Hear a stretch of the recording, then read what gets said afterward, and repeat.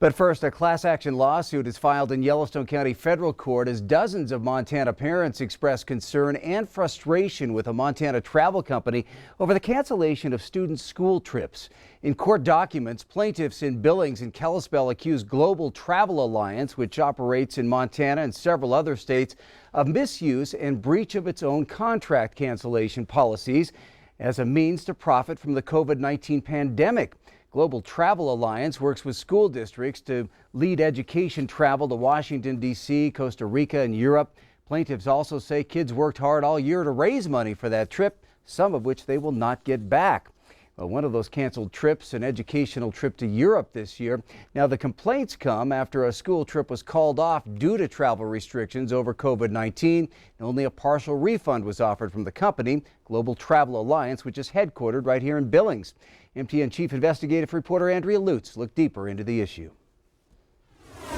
The Montana Office of Consumer Protection tells me there are 60 complaints against Global Travel Alliance, and there is an active investigation. This after Montana parents have said it is not their fault that their students' school trips have been canceled because of coronavirus. So why should they have to pay for it? You know, we're living in really unusual times, and I feel like unusual circumstances call for unusual accommodations. Mom Julie Robles says she's already paid over $4,000 for a 2-week school trip to Europe in June that her son obviously can't attend. But for now, Global Travel Alliance is sticking to the standard cancellation policy, which is to withhold 30% of the overall trip cost for anybody who cancels this close to the date, the departure date. But we didn't actually cancel. So that's where things get really interesting.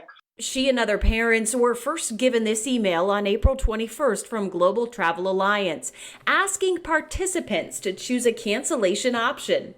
Option 1 says the traveler could be eligible for a voucher good for 75% of the cost of the trip for the following year. Or Option 2 cancels the trip completely and they'd get a 70% refund. We received a reminder email of the standard cancellation policy, and the COVID-19 stuff had actually already started, so the timing was interesting. Julie feels sticking to the policy is unfair considering the unforeseen impact of the virus. So I have a hard time understanding how they can rationalize keeping 30% of every child's trip cost, which is $1,257. I don't understand where that $1,257 is going, and when you multiply that times 18 kids, it means Global Travel Alliance is pocketing over $22,000.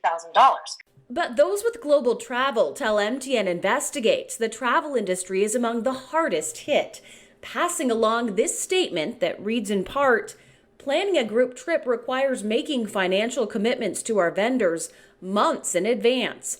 Our standard cancellation policy takes into account those commitments. Company officials say they've got 50 employees and none have been laid off or furloughed because they're working with vendors to get refunds back. But Julie says Global Travel hasn't made that clear to parents at all.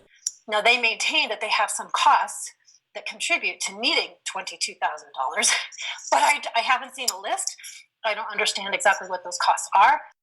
I have a hard time with a business owner feeling okay with taking $1,257 from 18 eighth graders in order to float the business. She says for now, parents impacted at her school are teaming up to take their complaint higher. I think collectively we may be represented by a single person from the Bozeman School District who is now in contact with that Office of Consumer Protection.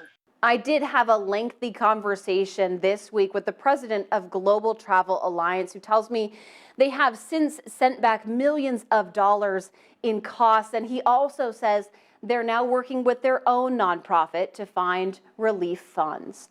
For MTN Investigates, I'm Andrea Lutz. All right, thank you, Andrea.